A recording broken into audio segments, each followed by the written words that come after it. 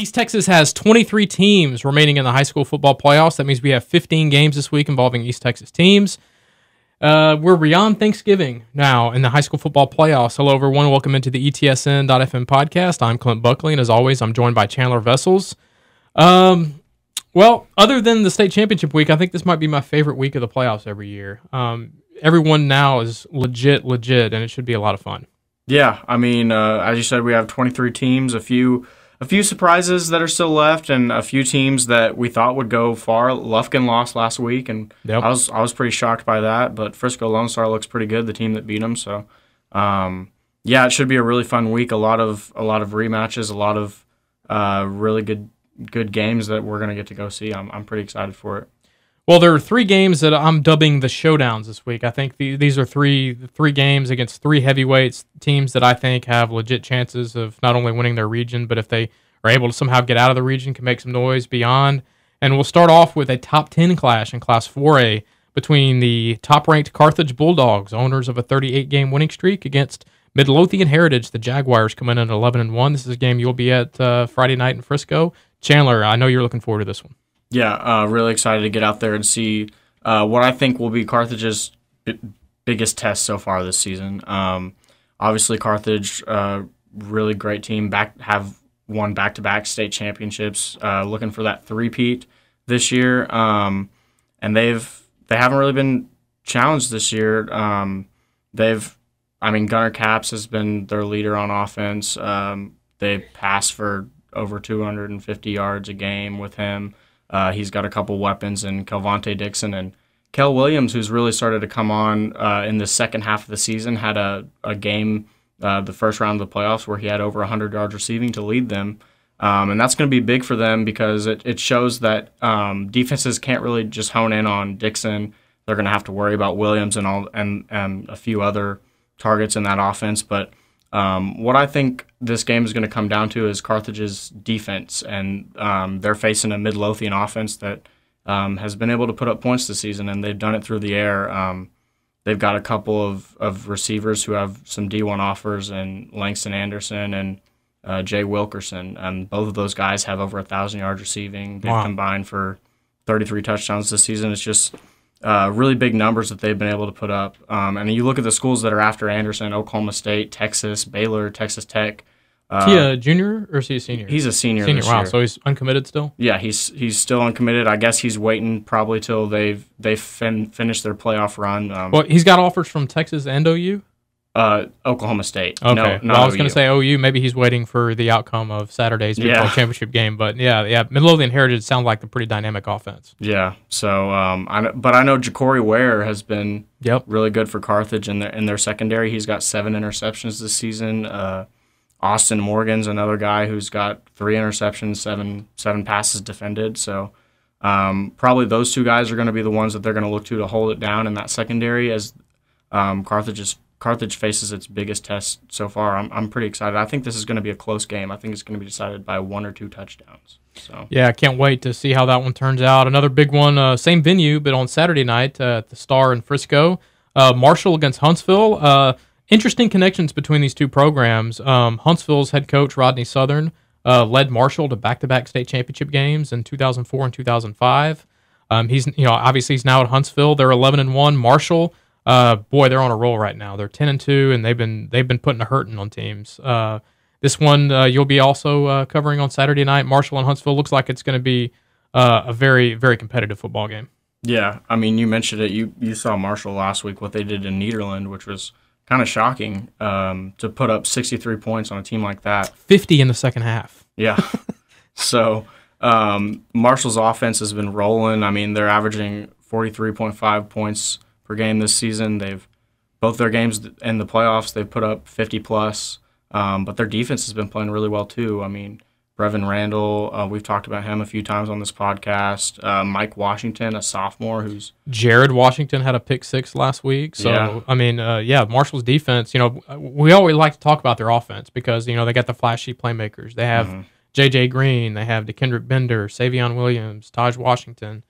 But, man, that defense has played really well, especially down the stretch. And you look at Marshall, their 2 losses to Longview and Carthage.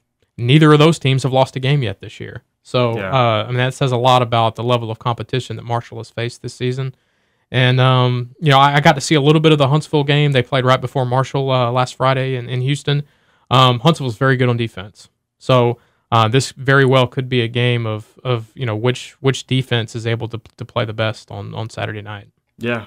I was looking at Huntsville. I'm pretty impressed with them too. And then one common denominator, Huntsville played Nacogdoches earlier in the playoffs this year, and obviously Nac was in same district as Marshall.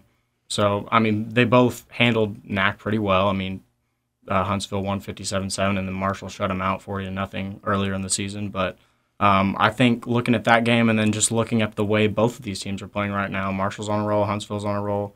I expect this one to be another pretty close game. And Marshall's a team that maybe we didn't think would have a chance to win a game like this, but the way that they're playing right now, they have a good chance to get to the regional final and beyond. Yeah, really. Who knows? I mean, they would have a very tough game the following week against an undefeated Fort Bend Marshall team that has one of the most dynamic quarterbacks in the state, which is going up against Port and H.S. Groves in that other semifinal that has the Texas commit, Roshawn Johnson, at quarterback. So, I mean, that's going to be an entertaining regional semifinal game, but so is this one, Marshall-Huntsville. Can't wait for that. So, that's Saturday. It's going to be the last game involving East Texas teams to go final on Saturday. So, we'll see how that turns out. And then the last big showdown is a battle of unbeatens.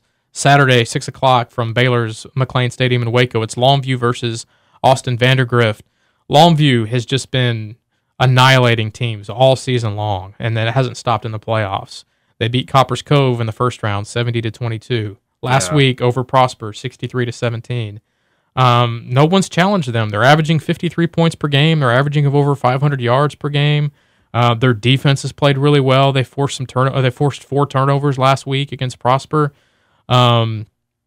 It's hard. It's really hard to find a weakness for this Longview team. I think early in the season you might have said, well, they don't really have another receiver other than Camden Perry to throw the ball to. But, I mean, Haynes King found Caius Moore for a 55-yard touchdown pass last week. So, it seems like Longview is answering all the questions that maybe the small questions anyway that some people might have had about them going into the playoffs. And then Vandergrift's a different story. They're 12-0, but they're all defense. I mean, their offense is okay. It's nice, but it's not anything what Longview has. Their defense has been awesome this year, and they had a very tough game, a very physical game last week against Klein Collins. They won that game 28-21 in double overtime, so not a whole lot of scoring in that one. For Vandergrift, I mean, they're going to have to do something that no team has been able to do all season long, and that is figure out a way to slow down Longview. I think Lufkin came as close as anybody in that first game of the season, but a lot's changed since then. I mean, Longview is a much better team, as most teams are at this point that are still around in the playoffs. So I think Vandergrift's going to have to figure out a way to turn the ball over, and I mean, good luck. Haynes King has 1 interception this year, and their running backs don't put the ball on the ground either. So Vandergrift has an awfully big task ahead of them. I just don't see at this point Longview losing. It would take something unforeseen, an injury or two, or just bad sloppy play for Longview. Just not playing the style that they've been accustomed to playing all season long. I just don't see it happening. So even though it's a battle of unbeatens, I think Longview is a significant favorite going into this game. Yeah. We got 5 rematches this round, which is always fun to talk about. We got Henderson versus Van. Van won that game 21-20 in the regular season finale. I think a big key in this one is going to be turnovers. When their first meeting, Henderson had 5 turnovers. That ended up costing them the game. I think the running games for both teams are going to be huge because both Van and Henderson have had issues at quarterback. Yeah. Jared Moffitt, their starter, who kind of took over midway through the season, is out for the year now, which means Liam Nielsen is now the unquestioned leader of that offense. And then Henderson's Sebastian DeLeon was knocked out in that game against Van earlier in the season. He's since come back and had a nice game last week, but not 100%. Neither coach would tell you that they're 100%, happy with the situation at quarterback right now. So I think whichever team is able to have the biggest impact running the football, I think is going to be a big key in that one. How about Gilmer and Pleasant Grove? How about Gilmer? Yeah, man. 4-6. They're one of only a handful of teams in the state that finished fourth in their district that are still around in the playoffs, all the way from 6A down to 2A. You spent some time with Gilmer yesterday, I believe, out at their practice. I think they're going to need some big plays this week from Mason Hurt, their quarterback. He's kind of been up and down this season, as has Gilmer as a team up and down this year, and I think quarterback play has been a big reason why. I think if Mason Hurt, who's only a sophomore, so cut him a little slack, but if they're going to beat Pleasant Grove and that really good defense that they have, I think that Gilmer's going to have to figure out a way to get some big plays through the air and be consistent. They have the weapons. There's no doubt. I mean, they have Trey Fluellen, Dylan Fluellen as well. Yeah, I had a big game last week. So injuries have been a big issue for them this year. Yeah. Gilmer's been one of those teams that's been hurt by injuries and just inconsistent play on both sides of the ball. But man, their defense has really played well of late. Against Sunnyvale, really good in the first round of the playoffs, and then last week, maybe their best defensive performance of the season against Fairfield. So they're going to need all of those defensive guys to keep playing the way they're playing, and they're going to need a big game, I think, from their quarterback Mason Hurt, because I don't think you can win against Pleasant Grove being one-dimensional, no matter who you are. So that's a big key. Another rematch, Jasper versus West Orange Stark. This is a rematch from Week 6 of the season, back in early October. Jasper won that game 34-24, and at the time, we thought, okay, Jasper's for real now. This is the benchmark win, and you know what? This is probably going to be the best team they face until they run into perhaps West Orange Stark again in the playoffs. What do you know? Which, lo and behold, is the case this week, because they're going to be playing Friday night in Beaumont. Jasper in a dogfight last week against Belleville, 13-0 was the final. The big key for Jasper in this one, Montavian Hunt has not played yet in the playoffs. He has missed the last two playoff games, and he was a huge factor in their win against West Orange Stark. He ran for 360 yards and 4 touchdowns in that game. He was the difference in the game, and if he's not able to go, if he's not at 100%, Jasper's going to need some other players to step up and figure out a way to score points against a West Orange Stark defense that's still pretty good. I mean, they allowed 3 points in their win against Sweeney last week. So, just because Jasper won the regular season game does not mean that that they should be necessarily favored to do it again this week. I think West Orange Stark has that pedigree. They've played in 4 straight state championship games. Their playoff record since 2014 is 22-2. And the only 2 losses have come in state title games. So Jasper's going to have their work cut out for them if they want to beat West Orange Stark a second time this year. Another rematch is a district rematch, Mount Vernon versus Atlanta. This game has since been moved up to Thursday. It was originally scheduled for Friday because of the threat of thunderstorms in the area. That game is moved up to Thursday, still 7:30, and it's still at Pine Trees Pirate Stadium in Longview. Atlanta won this game 41-22 back on October 29th or October 19th. But Atlanta's played really well, and so has Mount Vernon of late. You saw Mount Vernon take out Tatum in the first round of the playoffs.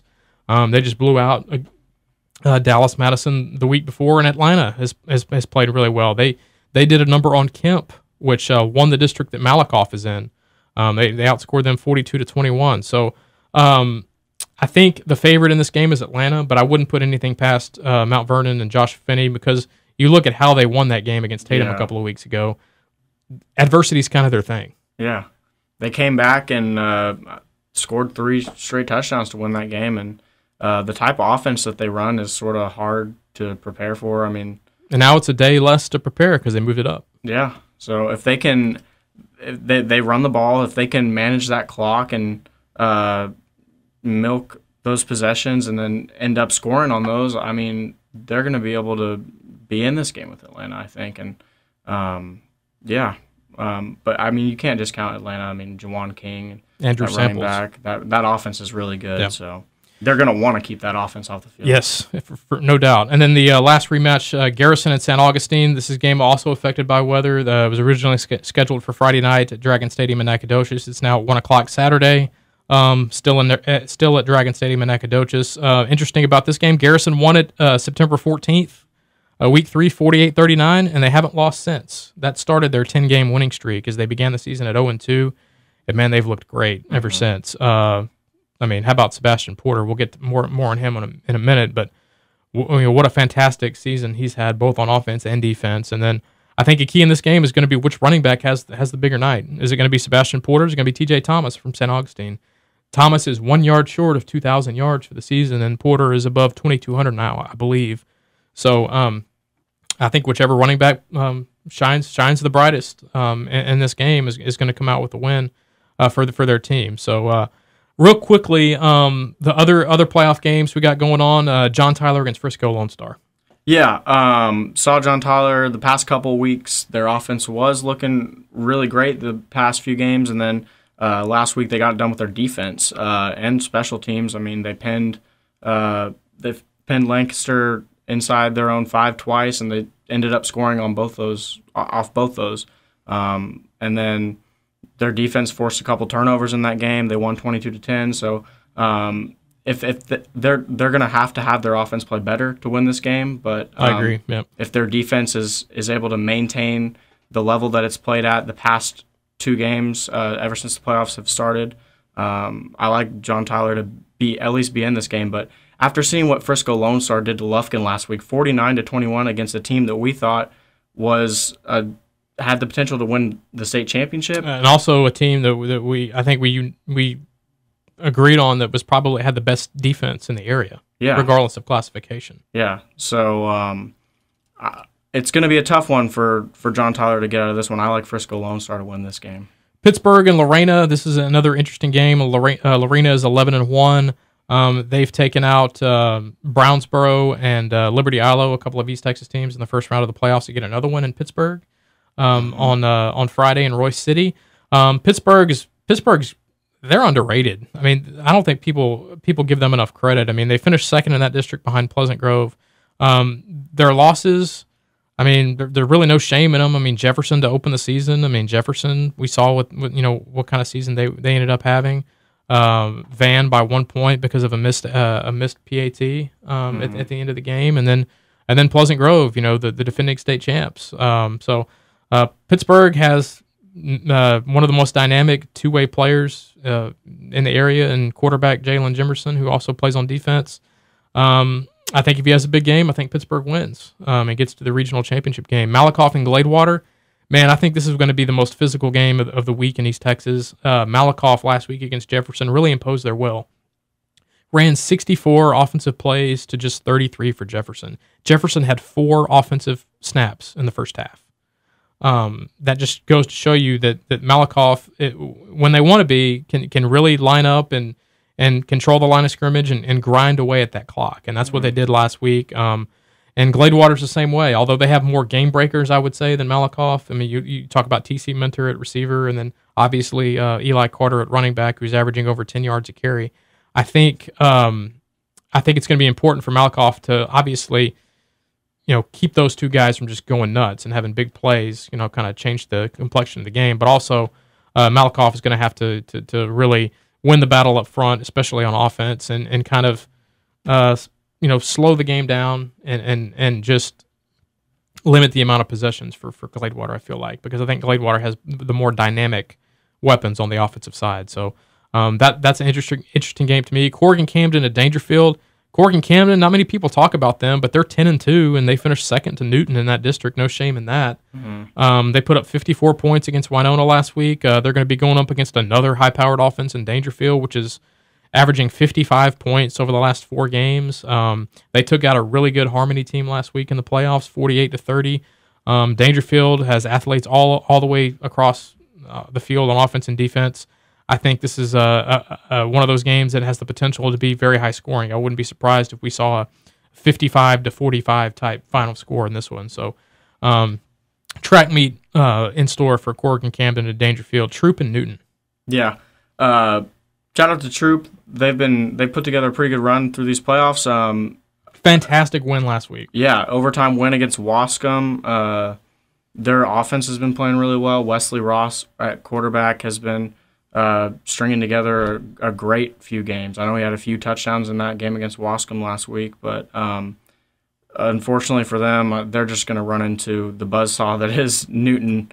Newton's won their first 2 playoff games, a combined 128-5. I love the 5. That's just such a weird number. A field goal and a safety. So, I mean, the big key is going to be stopping Darwin Barlow, which no one has been able to do this year. He's only 135 carries, but over 1,800 yards. Didn't he have another ridiculous amount of touchdowns, too? Yeah, he has 33 touchdowns, on 135 carries. Yeah, that's like one in every 4 times he touches the ball, he's going to score a touchdown. Ridiculous, Darwin. So I like Newton to. It's a pretty easy pick. I like Newton to win this one, and I think it's going to be another blowout probably. Carlisle is undefeated. Got a little bit of a test last week from Joaquin. They face a perennial state power in Tenaha this week. This is intriguing to me. Another game that got moved because of weather. They're going to play Saturday in Hallsville now instead of Friday. Tenaha and Carlisle.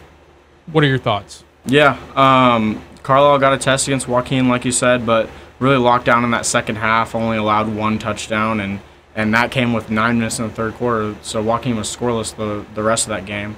I like their offense. Gerald Turner, again, has close. I think he's 2 touchdowns away from 50 total. Has over 1,000 yards passing, over 1,000 yards rushing. They run their offense through him.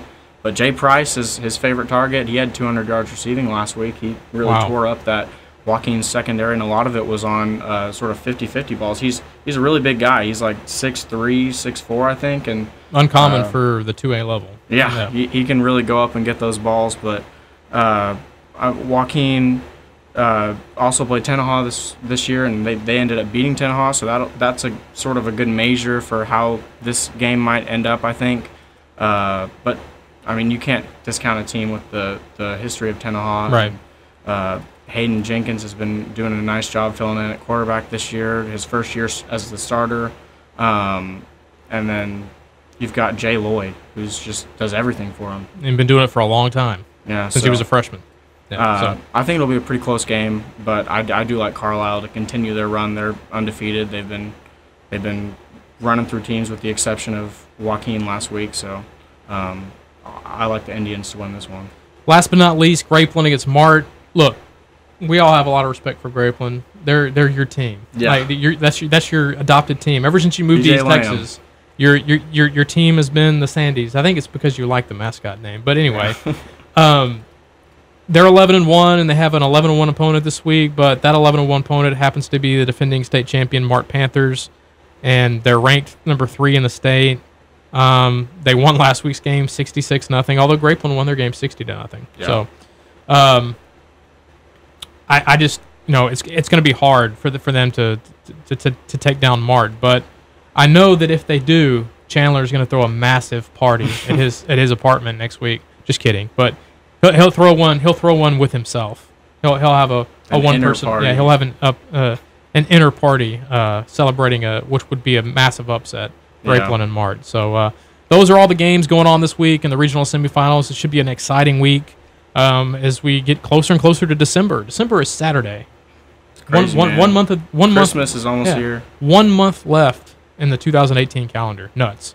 All right, before we get out of here, real quick, shout out to our players of the week from last week. Offense, we talked about him earlier. Garrison running back Sebastian Porter. All he did in their 43-13 win over Alto last week was carry the ball 27 times for 420 yards. That's it. And 6 touchdowns. That's all. That was kind of a no-brainer. Our offensive player of the week pick this week. Congratulations, Sebastian Porter. Yeah, and on defense, I know we mentioned that Gilmer's defense has really been playing well the past couple of weeks, and Ronnie McPherson was a big part of that last week. He had 13 tackles, 3 sacks, fumble recovery, and a defensive touchdown, and their 24-14 win against Fairfield. So congratulations to him. He's our defensive player of the week. All right, that's going to do it. Jump on ETSN.fm right now for the latest news and notes concerning the high school football playoffs in East Texas. Follow us along on Twitter. I'm at Clint Buckley. He's at Chandler Vessels and also at ETSN.fm. If you have any questions or comments for us, you can always leave them in the comment section below. And download the free mobile app from ETSN right now. It's available at the App Store and Google Play. It's the best way to keep up with all the live happenings on Friday night, or in this case, Saturday afternoon. We still don't know what the full extent of this weather is going to do to the schedule this week, but follow along. We'll be all over it if there are any more changes to the schedule. So But everyone have a great weekend, and we will talk to you all again next week.